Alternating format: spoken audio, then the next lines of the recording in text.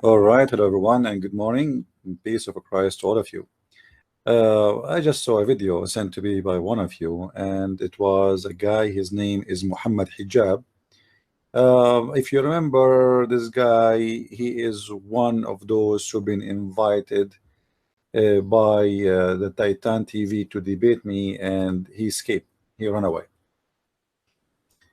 In the Titan TV, he mentioned, I guess, three names or four names.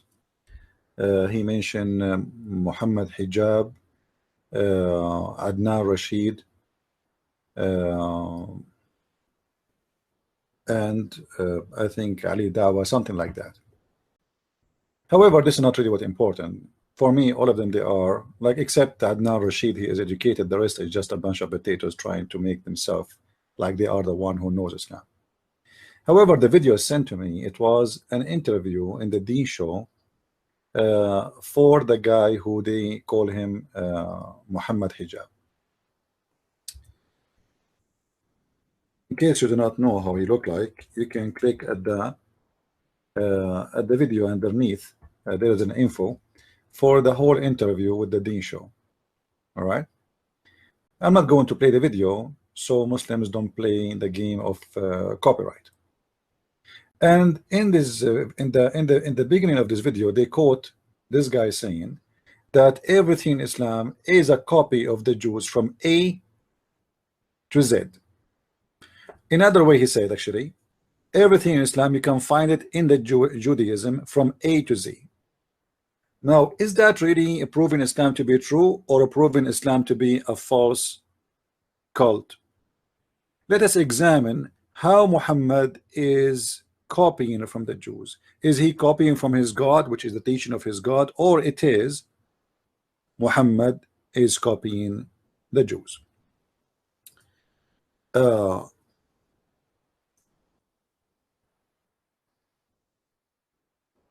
Always when Muslims they speak about their God and their prophet, they try to present him to us that he is a person who received a message from God. And when we ask them what is the proof of that, they have no proof. Even the Quran have no proof. Even the Quran said to Muhammad, if you don't believe, go and ask the Christians and the Jews.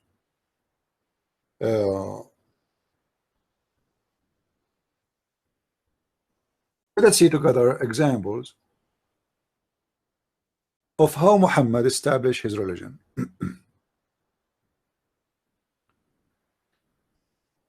If we go in this hadith here, we will find this. There is something the Muslims believe in. It's called the punishment of the grave. A Jewish woman entered into me and said the treatment of the grave is because of a urine. Who is the one who's saying that? A Jewish woman. I said, who? Aisha. Remember, the one who's talking here is Aisha. Aisha, she said, you are lying. Aisha should not believe in this stupid thing. This cannot be true. I mean, you see, Aisha, maybe she is a kid, but she is not stupid. She said to her, you are lying. What is that? I mean, this is stupid. She said, no, it is true. We cut our skin and clothed because of it. I want you to remember this, because this is going to lead us to different hadith and different story Muhammad believe in. Because of it, the Messenger of Allah went out to pray, and our voice became loud, which means they are fighting over it.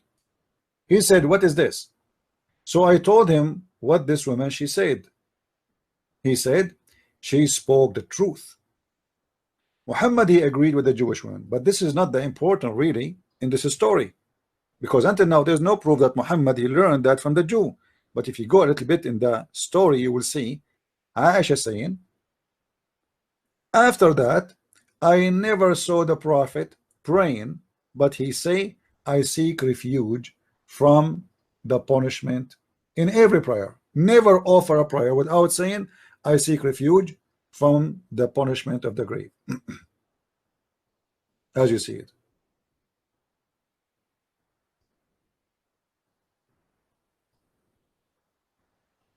Here you notice that Aisha, the wife of Muhammad, who witnessed Muhammad praying, anytime he prays, supposedly, she is his wife. She is a person who stay with him in the house. So there's nothing hiding from her. She never heard Muhammad saying that statement about seeking refuge from the punishment of the grave. How come today it was the first day Muhammad he starts saying that prayer, that I seek refuge from the punishment of the grave? Because Muhammad he heard the Jewish women, and since then he never stopped saying that. Before he never mentioned it. If it is so important to mention in the end of every prayer, as you see, he never pray without saying it. But this is after the Jewish woman she came. If it is so important that we need to say it every time we pray, how come Muhammad never mention it? Because simply he is copying from A to Z from somebody else, in this case from the Jews. As they said in the Deen show. I apologize, my voice is tired. So he copied everything, nothing he have. The only verses Muhammad he have or teaching is about his sexuality. Like Allah, he gave him an order to sleep with all women. Allah gave him order that a woman she can't give herself. Allah gave him order to give money. This is his own fabrication. The rest is copying from somebody. Some from the Christians, some from the Sabia, some from the Jews, everything. And in the Deen show, they prove that to us. They say from A to Z, Islam is copying from the Jews. Now here, we mentioned in the beginning, we said, if you remember, that the story in front of us, that the Jewish woman, she said that the punishment of the grave is from the urine. From the urine. Do you see it? So here the Jewish woman, she mentioned two things. She mentioned the punishment of the grave, which Muhammad never spoke of before. And the Jewish women, she mentioned that the reason for the punishment of the grave is the urine. I mean, this is silly and stupid. Who in the world want to believe in this garbage? And Aisha, when the Jewish woman, she said that, she said to her, you are lying, which means Aisha, she never heard both things. About lying, about urine will cause punishment of the grave and the punishment of the grave. And then you will find right away after that Muhammad, he starts spreading the news that urine will cause a punishment in the grave. Muhammad said urination is the main cause of the punishment of the grave. It's authentic. I mean, how you can explain that to me? Except that Muhammad is nothing but a thief. He heard the Jews just a second ago. He liked the idea. He adopted the idea, and now it became of his religion. This man, whatever the Jews they say, he take them for granted because he knew that those people knows about God better than him. He's a fake man. But this woman, she is just saying stupid things. The Jews, they have a lot of stupid things coming from fictions and legends and etc. Like Sulaiman spoke to the ant as an example in the Quran. Tons of stories in the Quran is coming from the legend of the Jews. So this is, I mean, we are just giving you examples. The ring of Sulaiman, the flying carpet of Sulaiman, the ant speaking to Sulaiman, the genie of Sulaiman, the flying horse of Sulaiman, all those stuff in the Quran is coming from the Jews.